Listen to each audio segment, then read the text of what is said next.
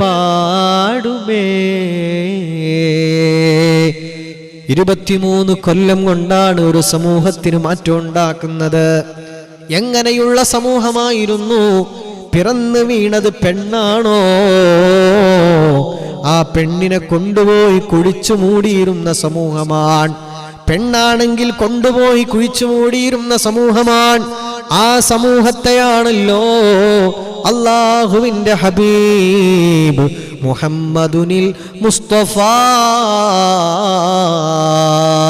ആ പുണ്യ പാദം പതിഞ്ഞ മൺതരി ആയില്ല,